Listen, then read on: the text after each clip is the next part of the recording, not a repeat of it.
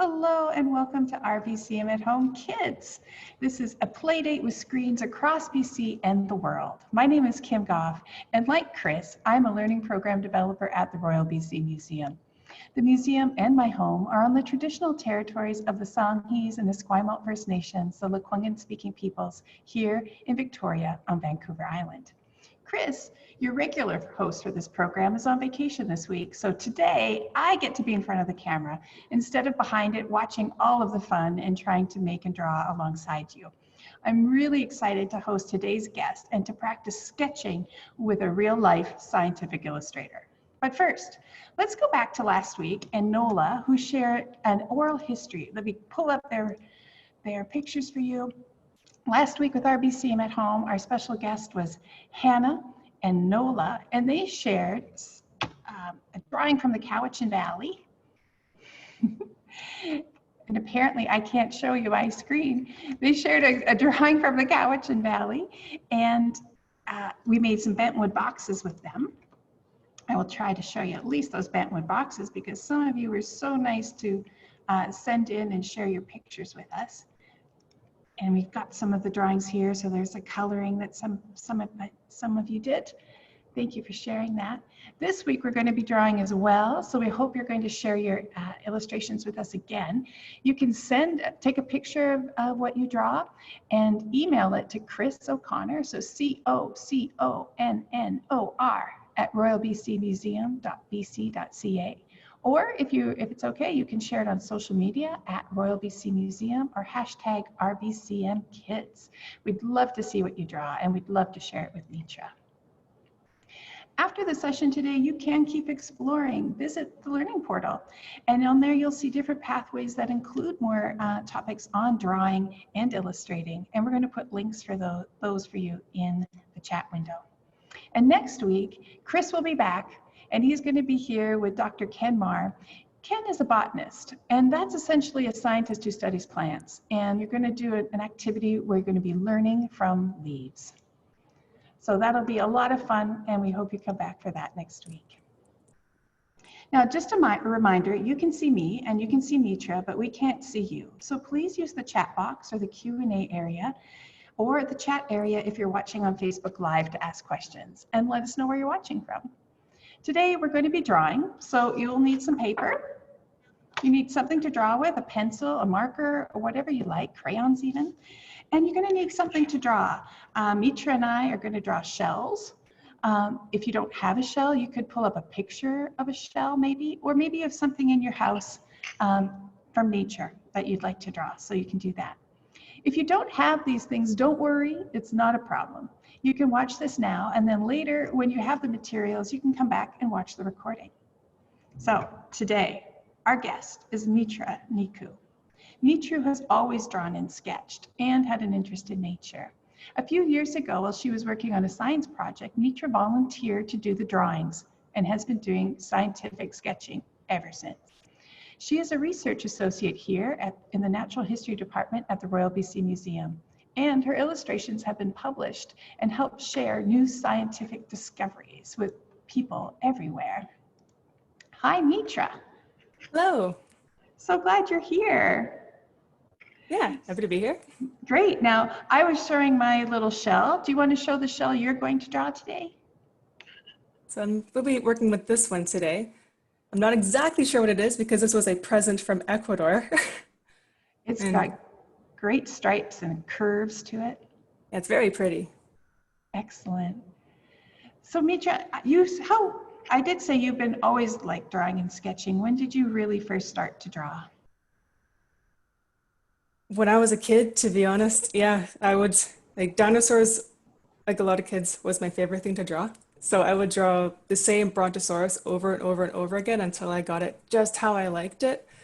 And so I always thought that I was going to be an artist when I grew up. So I went to school for fine arts and all that stuff and everything. But I eventually decided I would rather go into marine biology because I care about the state of the oceans and conservation and all that stuff. So I thought maybe I can put my artistic skills to use in biology. So. And here you are today. That's so excellent. Yeah. before we started the recordings, and if you saw the event list for this today on our Facebook, you saw a picture of Mitra under the water, scuba diving. So you put your marine biology to good use and you get under the water, and you said you even do sketching underwater. Yes. So Unfortunately, I neat. can't show those because dive sites have to be erased eventually, but That's very neat, very neat. Well, today we're going to draw with pencil and paper. And Mitra, do you want to get us started? You're going to show us your paper and we'll try to draw along with you. yeah, sure. So I guess these days some people sometimes ask, why do we still do scientific illustration instead of photography? Is photography, don't get me wrong, extremely important in science. We need it. But when you take an image of an animal for, say, a guidebook, you're seeing just one individual, and they may have some variation that others may not have. So what these scientific illustrators do is they look at a bunch of different individuals and see what are these similarities between each of them. And they produce images from that. So they're more general and easier to use. So that's usually what you will see in illustration books and things like that. And also, illustrators will spend a lot of time with these specimens. I was working on a crab for almost a year on and off. So a lot of time gets spent with it. So there have been instances of say an illustrator who was hired to work on a project. There have been instances where the illustrator has made discoveries that the researchers themselves have missed. So illustration is still pretty important in science these days. So if you're interested in drawing in science, they can go together. It is worth pursuing. It's really fun. And you learn so much by looking. Yes, you So we're really gonna, do. yeah. So find that object you want to draw today, everybody. Get that ready, and then Mitra's gonna get us I'm gonna started. tilt this down. Can you see me all right? Yes, the paper looks good. It's in a nice position. Okay, and you'll notice that I have set out a little outline for myself, just a skeleton. So people go into presentations with notes or just go into presentations with skeleton sketches. It's very light, but yeah, I think if people look closely, Yeah, it so I starts wanted to to, appear. yeah, because I wanted to kind of show people how I got to this process. Because part of the scientific illustration process is measuring your specimen, which can take some time. So I just wanted to speed that up for you. So if you happen to have a ruler handy, what you can do for that is you would lay your specimen right on top of it, and you would get your measurements there, and then you would go sideways, and you get all of that. So I did that ahead of time for you.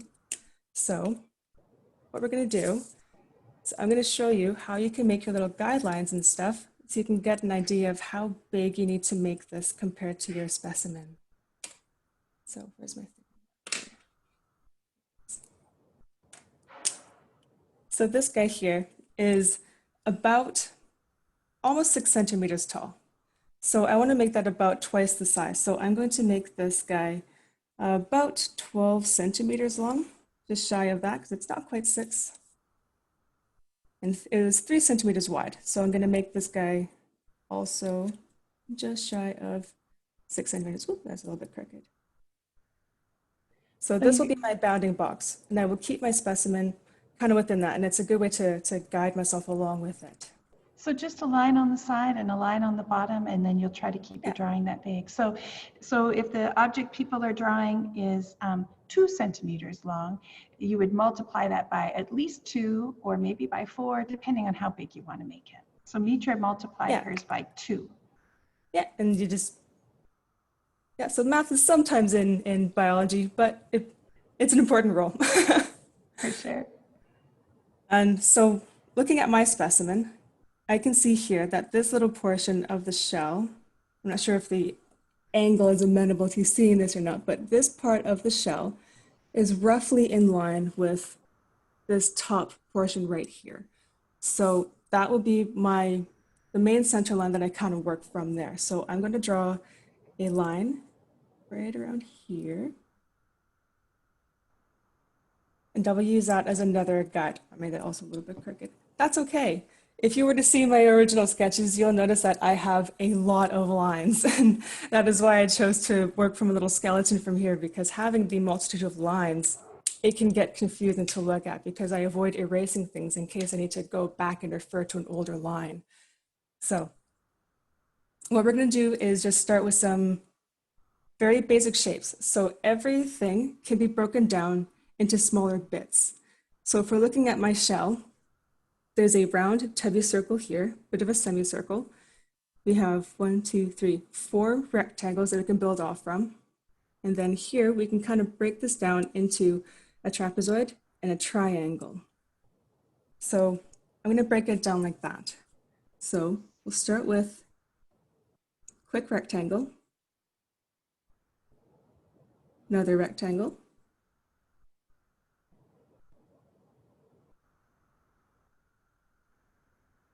So everyone's looking for the basic shapes that are in their shell, or if you're drawing Mitra's shell, then you can follow along and draw with Mitra. yeah, so we're making like a stacked birthday cake. There's 4 big rectangles on each other. Cake. And then for the body, as I mentioned, it's just an oval, basically. So we're gonna go nice and round. This big old circle. Then we're gonna go into our little trapezoid shape, because here there's a bit of a change in the shape of the shell. So you can see in mine, if I'm holding this right, you can see there's a dip right here. So I'm going to make that my transitional point right there. So at this point is where I will put my triangle, a real hairy triangle. So I've also got a little bit of a ridge on the edge of mine. So I'm just going to make a quick outline just going around it. Same thing on both sides. So this one connects a little bit in the middle of this portion of the shell here. So a little bit higher than the semicircle, I'm going to bring it up to here. And I'm just going to curve it down. And the widest part of my shell sits right below this kind of middle point in my shell. So right around there. So I use a lot of these little guidelines, and some of them are kind of mental in my head. So middle point here, I guess I'll draw that real quick.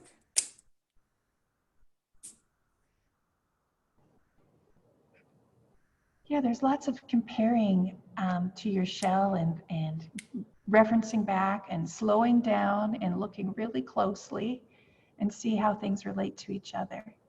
Yeah, so when I'm working on an illustration that I'm going to eventually make a final finished copy of it, I will actually draw the same specimen from multiple different angles, many different times, just to really get familiar with it. So this would be just one angle of the multiple drawings that I would do for the shell if I was to do a full finalized copy with shading and everything like that. Mitra, do you always enlarge it and make it bigger, or sometimes do you draw it actual size or maybe even smaller? Yes, yes, sometimes I do. An example would be, let me grab it right here.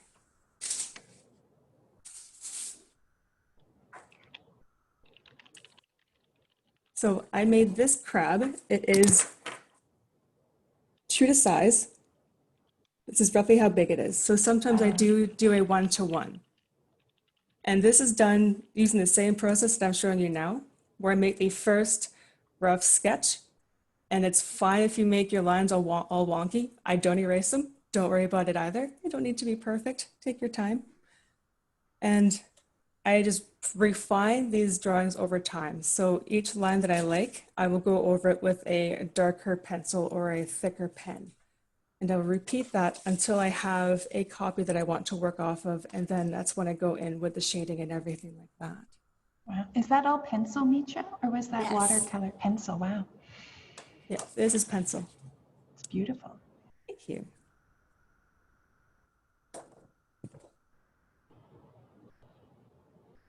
So with this one, so you have your basic shapes. And our widest point would be down here, meeting up with our little triangle. So now we can go into the refining part of this. So first, one of the things that you would need to do in scientific illustration is count the parts that have different colors. So on this one, we have 1, 2, 3, 4 dark stripes on this side. On this side, we have 1, 2, 3 dark spots. And these small details are important because a change in that number could mean the difference between one species and another. And that might have issues for what you're trying to work on. Absolutely. I guess in some art, we're being creative and using our imagination, but for you in scientific illustration, you need to be specific and reproduce what you would see. Or it could be a whole different creature, like you said, if you change something.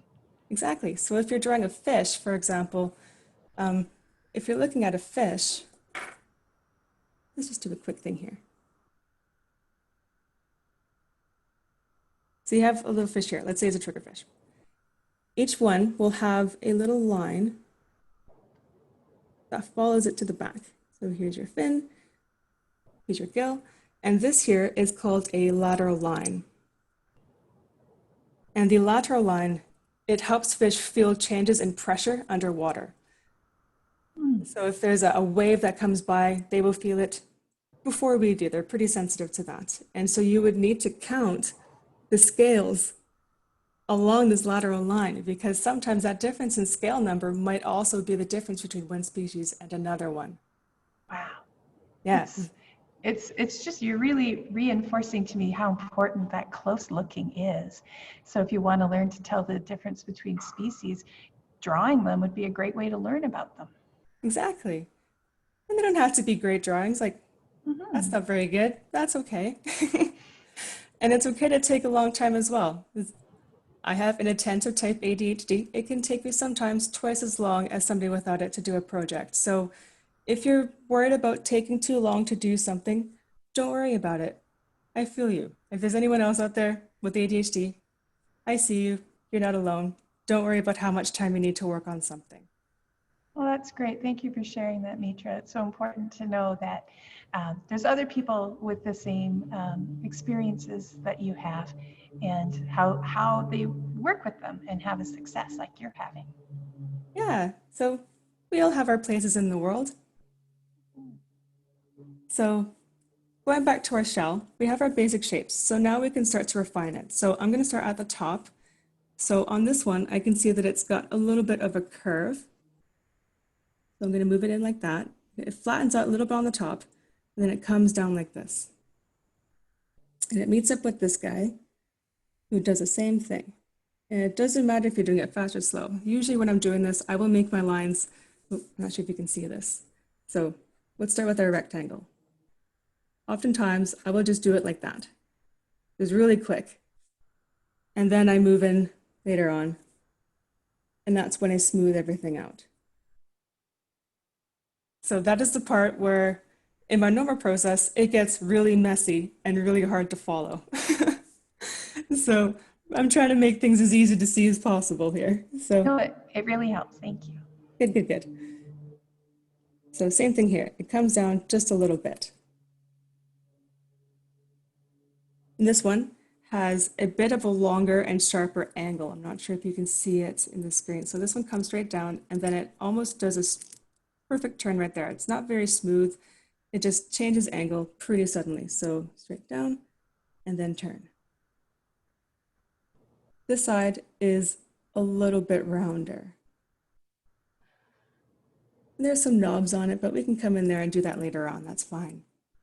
So this also has a ridge here, and it kind of sticks up a little bit. I'm not sure if you can see. If I hold it up like this, you can kind of see it poking outwards. Yeah, a little bump, like a hill. So this will be done with just two simple lines starting like this. And then because it wraps around that curve on the shell, I'm going to change its angle just a little bit, and it comes up a little bit into this point here just to get more of that 3D look. And if we have enough time with this, then we can go into how to show volume with simple lines with a marker. So we'll just start with this for now. And then I'm going to mark in these stripes that we counted earlier. So we got 4 here. So we have Here's our first one. So I'm going to make it a bit darker for myself so I remember which it is.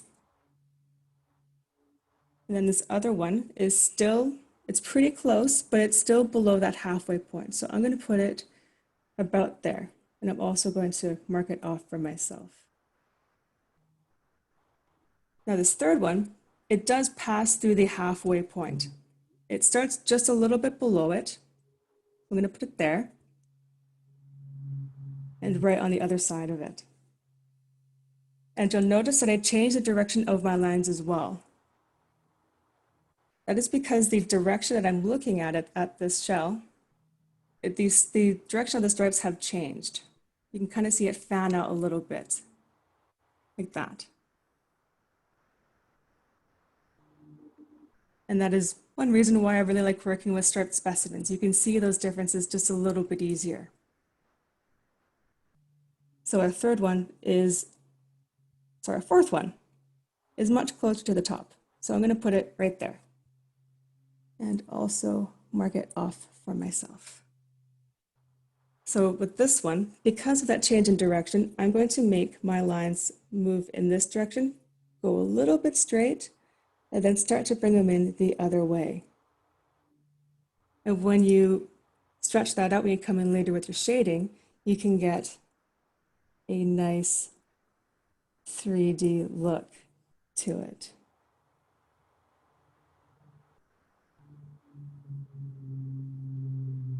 So we can do the same on the other side here.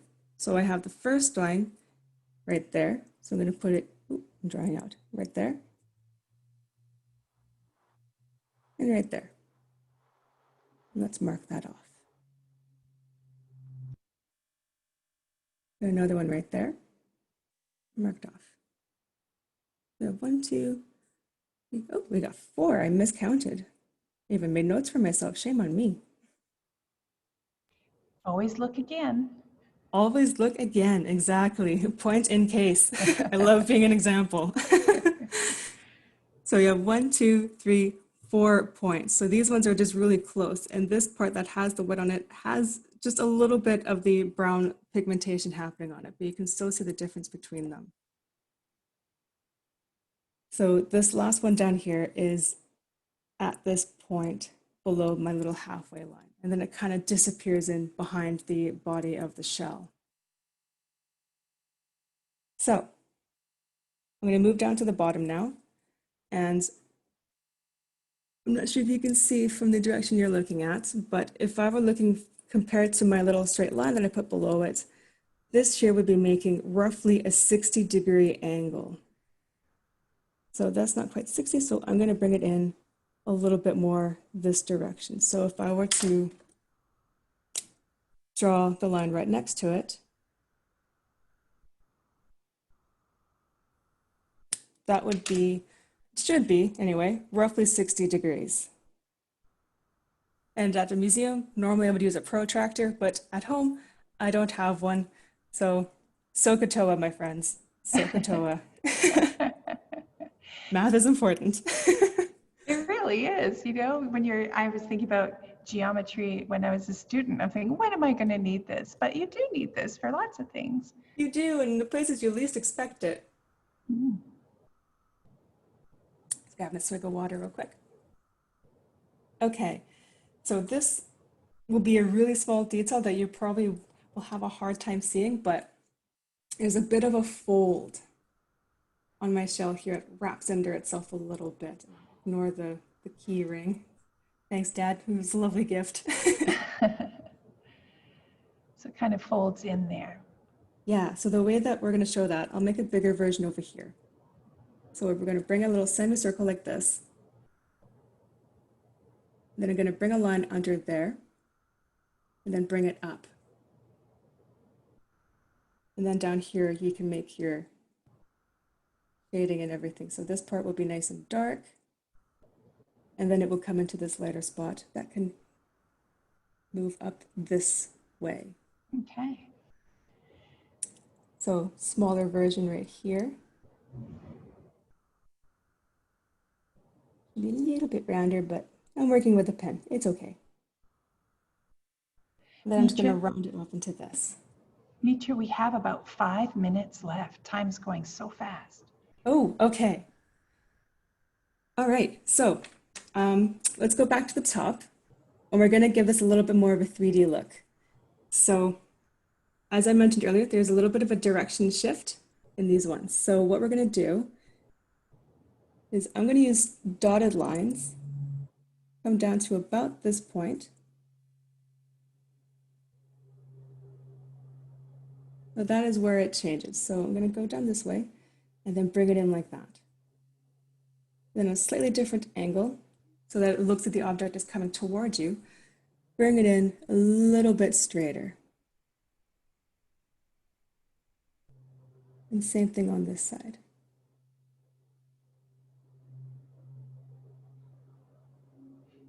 Could you make some of those dotted lines a little bit darker for us? Oh, It's easier to see. I'll just turn them into straight lines. Okay. But you guys can make them dotted at home. So how's that? Oh, that's clear. Thank you.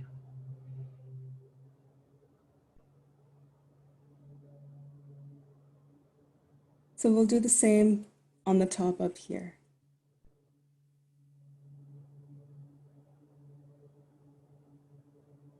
And these ones are nice and small, so they're a bit more forgiving in how you make your lines. A bit straight and then a bit curved in the other direction. And then this top here, just a little nubbin, just a little bit there. Maybe a little bit of horizontal lines to give it a bit more of that curvature. So going back to our ridge here, what we're going to do is we're going to start with our lines going up like this. Then we're going to make it a little bit straight right around this point here where the ridge changes directions. Oh, sorry, I went in the wrong direction. Oh, I haven't done this live before. Okay. As you say, it's good to demonstrate that even professionals start again and Exactly. and you're doing this in pen so we can see it. So yes. And this happens all the time in real life, I assure you. Like I said, it's fun to make mistakes, and I rarely erase my lines, so it's plain for the world to see. So we're going to point these down, and then around this switch mark, we're going to bring it a little bit straighter, and then we're going to make it come up like this.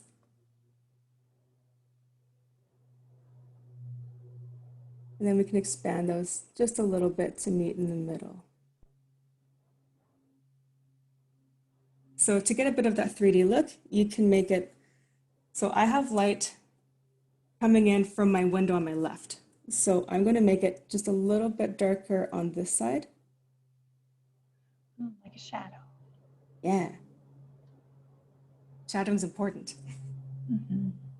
So to make the tummy of the shell look a little bit rounder, we're going to start in the middle here. And we're going to bring it around like that. So these lines kind of follow the edge of this bit in here. So this is one ridge on mine. There's another ridge right around here. So they'll kind of go in twos on my shell. They might be a little bit different on what you're using at home. And this side kind of comes up a little bit because of that directional shift in the lines on my shell. So we're going to bring it around like this. Just a little bit up. And the way that you would kind of figure this out on your own shell at home is spend time staring at it. To be perfectly honest with you, just stare at your shell. And I have several drawings off to the side here just to get used to drawing the shell. So yeah, make lots of rough copies, do it as many times as you need until you kind of figure out where you want to put these lines and what direction you want them to go in. Mitra, how long would this take you? I know today we only have just a couple minutes left, but if you were trying to get this to a more of a finished place, how long do you think it would take you to do? This would be a couple hours. Mm-hmm. So I'm giving you a sped up version of everything. As sped up as I can. I see that I've got 1 minute left. So we'll just make it really quick of how we can kind of make it look a little bit rounder with our vertical lines. Great. Yeah, I see those are following from the lines up above. So having those grid lines are so helpful. That's a big takeaway for me today. Yeah, and also because mine have these ridges in it to begin with. Like if you can hear it, it's It quite sounded like it, scratchy. yeah, hollow. So yeah, so you can kind of follow exactly where the lines go on this. And then you would do your shading following the gradients of these things. And this part down here gets a little bit hairy for me. I hope it's a little bit easier on your shelf because it looks like these lines go straight across, but it does have a roundness to it. So this is where you would come in with shading later on and you would get your shadows and stuff. But unfortunately, we don't have time to go into the shadows for today. So maybe that could be something for another week. Yeah, absolutely. Oh, Mitra, this has been so neat. And I'm excited to see what everybody's going to draw. Do you want to flip your camera back up so we can see you to say a proper thank you and goodbye?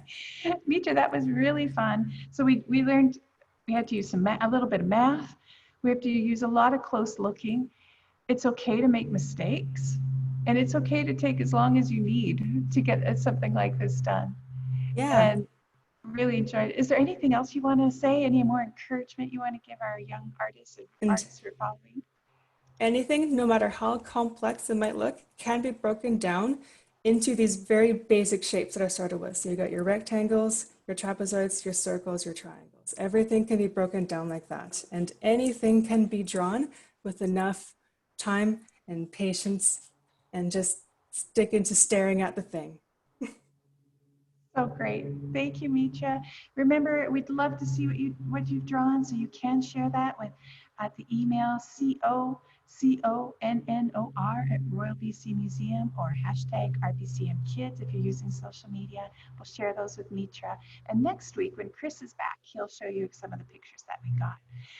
I had a lot of fun sitting in today for Chris, and I'm so glad I got to do that with you, Mitra, and to learn more about scientific illustration. Thank you, everyone, for joining us, and take care. Bye-bye. Bye, take care.